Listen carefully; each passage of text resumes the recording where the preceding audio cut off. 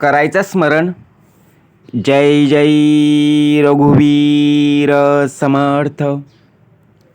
श्री समर्थ कृपेने एक सुंदर असा बोध, एक सुंदर असं श्रवण आपल्याला प्राप्त झालेलं आहे. या श्रवणाच्या माध्यमातून उत्तमाचं सामर्थ्यसुद्धा समर्थांनी प्राप्त करून दिलेलं आहे. बघा, प्रत्यक्षपणे भाग कसा दिलेला आहे, नक्कीच श्रवण करूया.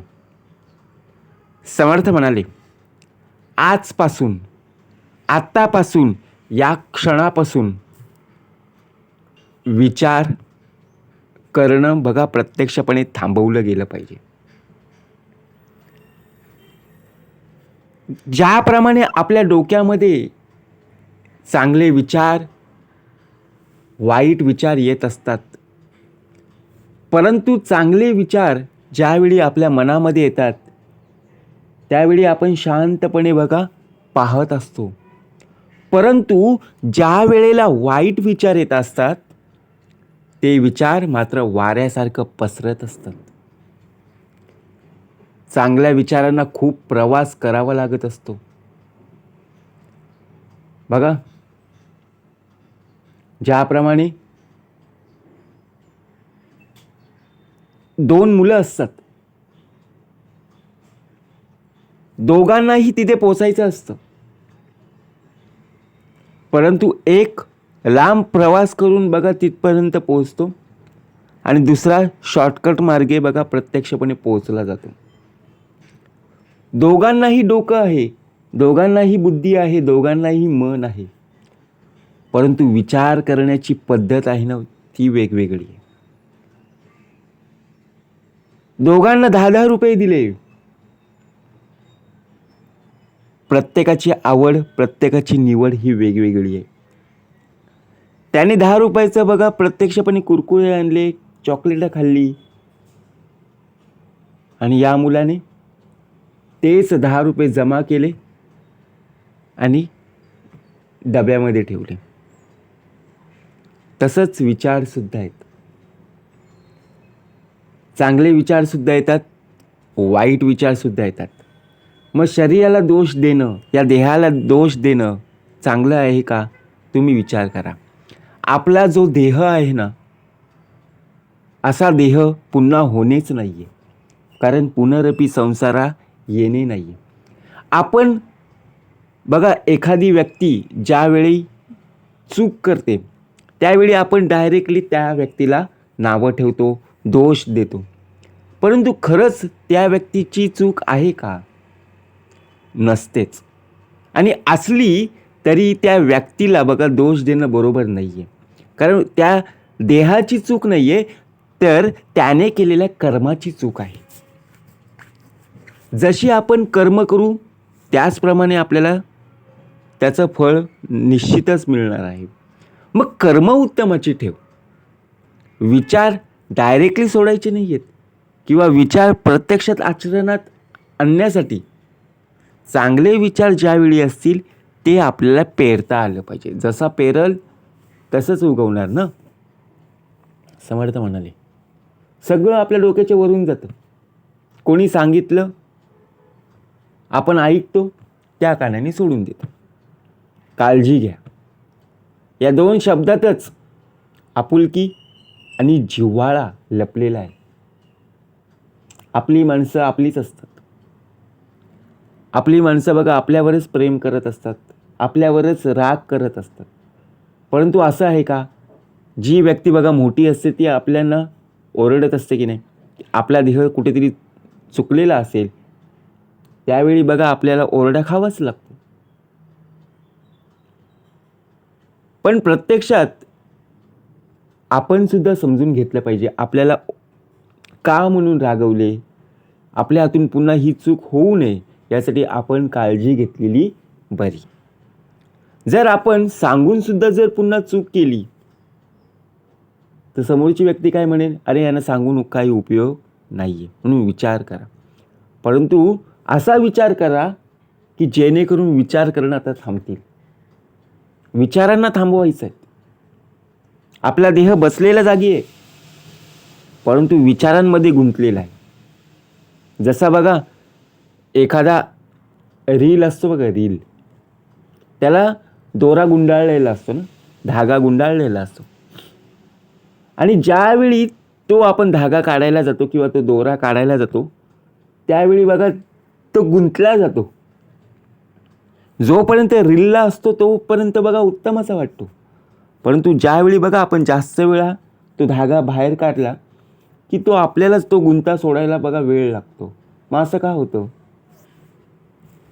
अंदाज आपल्या मनाची बघा, प्रत्यक्षपणे अंदाज करत असताना आपल्या मनाची काळजी करणं गरजेचं आहे. आणि अनुभव आपल्या जीवनातील सत्य आहे. स्वतःच्या तोंडानं खूप मोठेपणा सांगून मनुष्य हा मोठा होत नसतो. आपण काय विचार करतो? माझंच मी माझाच. फक्त मीपणा आणून, अभिमान आणून आपण आपल्या चांगल्या गोष्टी सांगत बसतो. का? म्हणून आपल्याच तोंडाने आपली स्तुती करावी. उलट लोकांनी बघा प्रत्यक्षपणे आपल्या देहाची स्तुती केली पाहिजे. यासाठी आपण चांगले कर्म करणं गरजेचं आहे. परंतु आपणच आपल्या तोंडाने आपली स्तुती करत असतो. विचार करा. हे त्याच्या वागण्यावरून लोकांना दिसत असतं. वागण्यात खोटेपणा जर असेल तर तुम्ही जगण्यात कितीही मोठेपणा असला तरी काहीच उपयोग होणार नाही. समजून घ्या. आता मोठेपणा कशामध्ये असणं गरजेचं आहे? वागण्यात की जगण्यात? पहावे आपणास यापण. समर्थ म्हणाले, ज्याप्रमाणे विचार येत असतात ना, आपल्या डोक्यामध्ये येत असतात, मनामध्ये येत असतात, आपल्या मागं बघा प्रत्यक्षात अनेक प्रकारची जबाबदारी असते. ती जबाबदारी स्वीकारत आपण लहानाचे मोठे होत असतो. आपल्या मागं होणारी आपली चर्चा आणि आपली बदनामी हीच आपली खरी प्रगती असते. आपण विचार करतो की ज्यावेळी मी लोकांसमोर येतो तेव्हा लोक मला चांगली बोलतात. परंतु मी जेव्हा बघा प्रत्यक्षपणे मागे फिरतो त्यावेळी लोक मला वाईट बोलतात. माझ्यासमोर स्तुती करतात आणि जेव्हा मी नसतो तेव्हा निंदा करत असतात. असं का? मग विचार करा. आपल्याला अशी प्रगती करायची जेणेकरून लोकसुद्धा बघा प्रत्यक्षपणे आपल्याला मान सन्मान देतील. स्वतःच्या आत्मविश्वासाचं ढाल जर मजबूत असेल ना, तर जगानं तुमच्या कितीही समोर संकटे ठेवली, अडचणी जरी ठेवल्या, तरी तुम्ही त्या संकटांना सामोरं जाऊ शकाल. त्यात काहीच फरक पडणार नाही आहे. परंतु आत्मविश्वासाची ढाल ही मजबूत असणं आवश्यक आहे. विचार करा.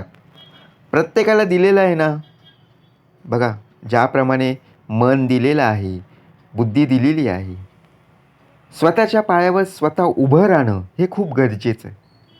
आपण आत्तापर्यंत बघा अजूनपर्यंत दुसऱ्यांच्या जीवावर, दुसऱ्यांवर अवलंबून आहोत.